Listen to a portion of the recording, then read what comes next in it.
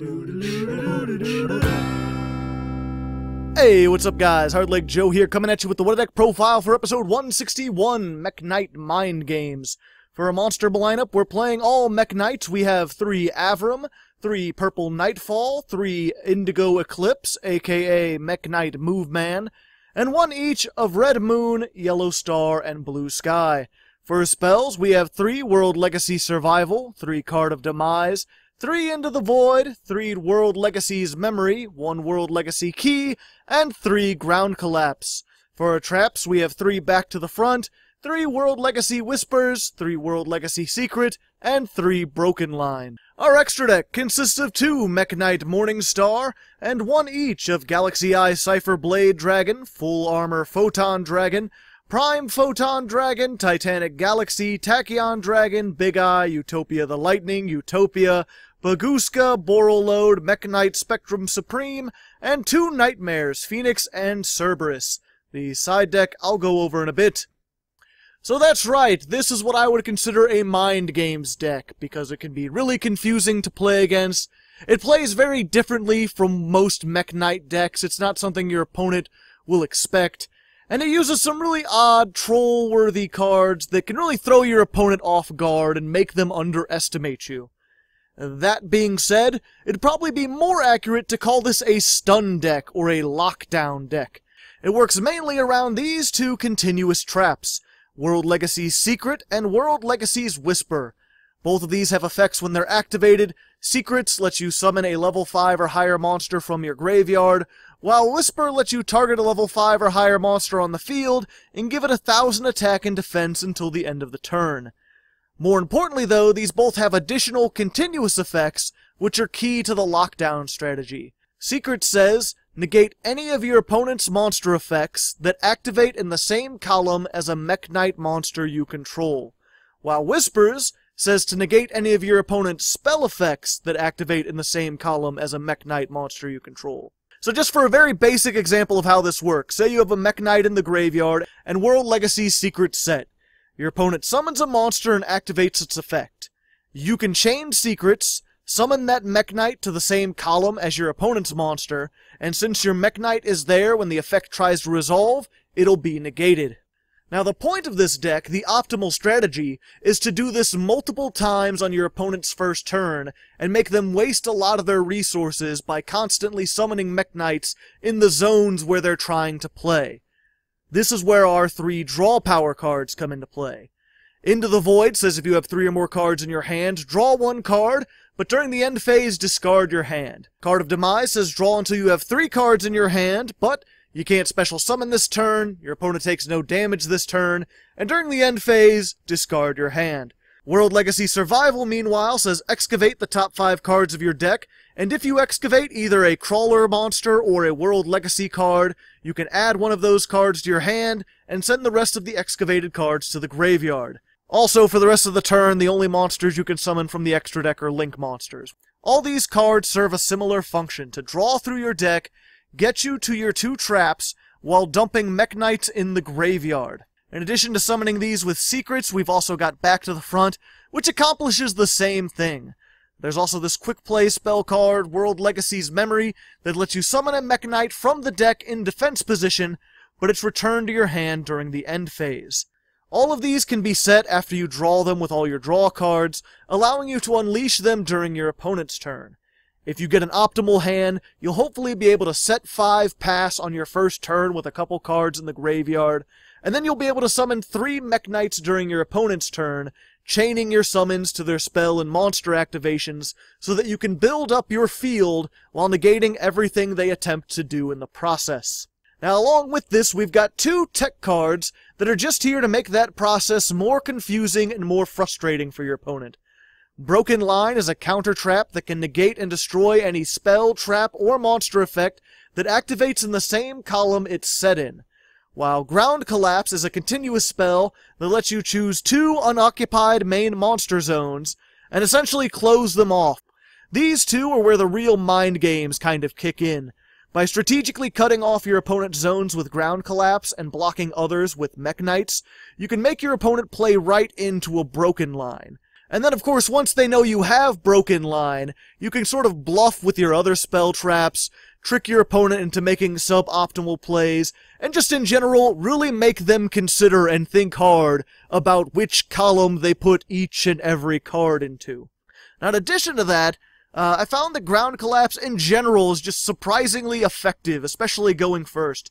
Not only does just cutting off 2 monster zones mean that you need less Mekk Knights in order to completely shut down your opponent's monster effects, but blocking off key zones can be a real hassle for link-based decks like Goki to play around.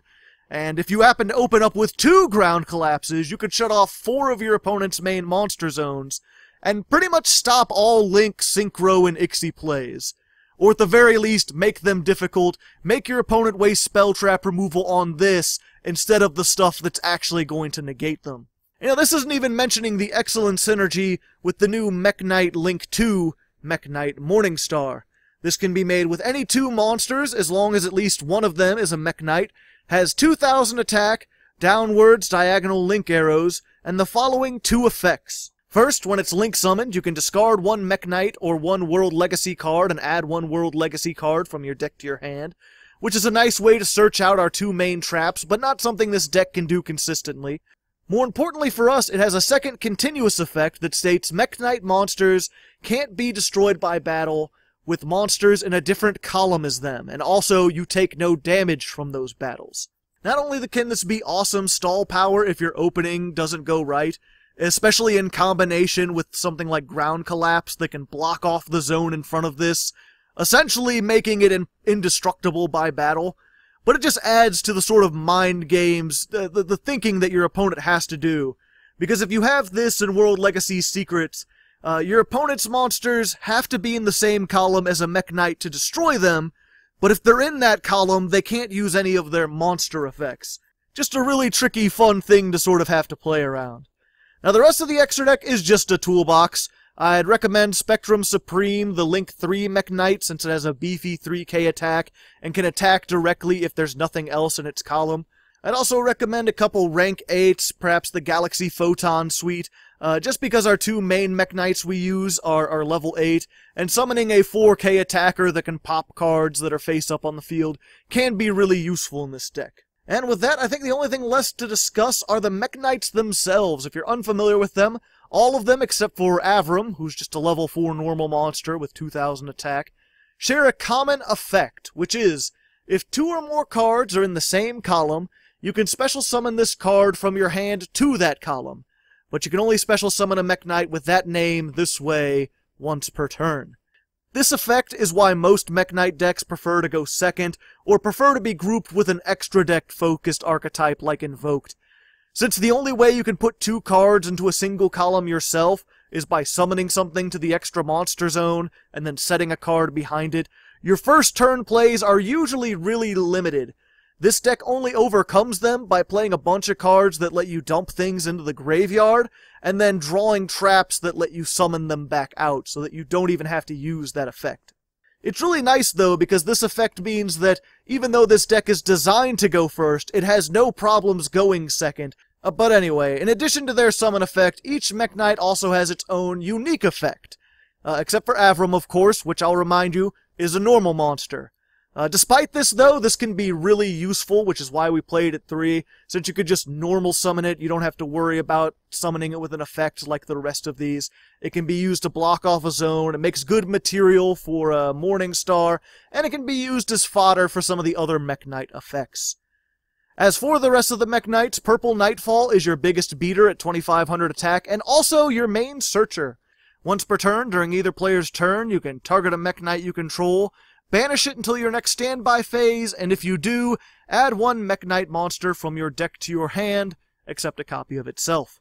This not only allows you to dodge itself or any other Mekk Knight you control out of targeted removal while searching, but it's a prime target for World Legacy's memory, since it can banish itself before the end phase, allowing it to return to the field at the start of your next turn, instead of returning to your hand where you might not be able to summon it. Our only remaining 3 of Mekk Knight is Move Man, whose name comes from the fact that he has a quick effect, allowing you to, once per turn, target a Mekk Knight and move it to a different column.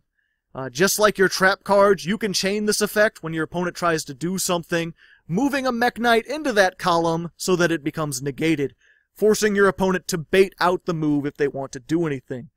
Our remaining 3 Mekk Knights are all one-of techs that you can search for specific situations.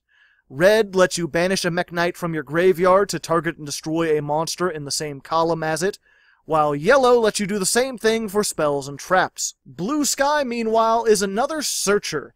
When he's summoned, you can add other Mekk Knight monsters from your deck to your hand, up to the amount of cards your opponent has in the same column as it, which means if they have a couple monsters lined up, you can get 2 or even 3 cards with this effect. The only reason we play him at 1 is because he only has 2,000 attack, and because in the Go First version of this deck, he's inferior to Purple Nightfall in pretty much every way. Going second, though, you might want to bump this up to 2, since it's really easy to summon Blue Sky, search Avram, normal summon it, and then link both of them away to get Morning Star, which can again search any of your win condition cards. The last remaining card in the main deck I didn't mention is World Legacy's Key. This is a continuous spell that, when activated, lets you add 1 banished Mekk Knight monster or World Legacy card to your hand. In addition, while it's on the field, any trap card that activates in the same column as a Mekk Knight is negated. Since trap cards aren't played that often these days, and since it's searchable, we only play it at 1 in the main deck. There's 2 more in the side deck, though, to replace Ground Collapse or World Legacy's Whisper even, if you happen to go up against something like Altergeist or Paleo Frogs, or anything else that is heavily reliant on trap cards. Likewise, we have another copy of red and yellow in the side deck for dealing with decks that require a lot more monster and or spell trap removal. The rest of the cards in the side deck are really just other options. If you want to be really trollsy, Watt Kinetic Puppeteer is a hand trap that lets you move an opponent's monster into another main monster zone. This can make things even more frustrating to deal with, although if you aren't already set up, it doesn't really do anything on its own. Neospatian Aqua Dolphin, meanwhile, is a meta tech that works pretty decently in this deck, since it doesn't normal summon anything except for Avram. It can allow you to pitch a Mekk Knight into the grave, while also allowing you to look at your opponent's hand and potentially rip a hand trap out of it at the same time. We also have a couple extra deck monsters you could potentially make, especially if you throw in some other Mekk Knights. 2 Blue Skies can make Pleiades pretty easily. And finally, we just have Infinite Impermanence, which almost made the cut, but not quite. It has a nice little column-based effect, really good against Pendulum decks because it can negate the cards in their Pendulum zone through the entire turn. Possible good replacement for Broken Line, just depends how you feel about it. But anyway, there's the deck. I hope you enjoy it. If you'd like to see the Mekk Knight Mind Games in action, you can check this out at the main video, where I'll be playing 10 random duels against opponents on YGOPro, showing off how this works. Or if you're short on time, just check out the replay video. Both should be listed on the end card and linked down in the description. Anyway, until next time, good luck and have fun.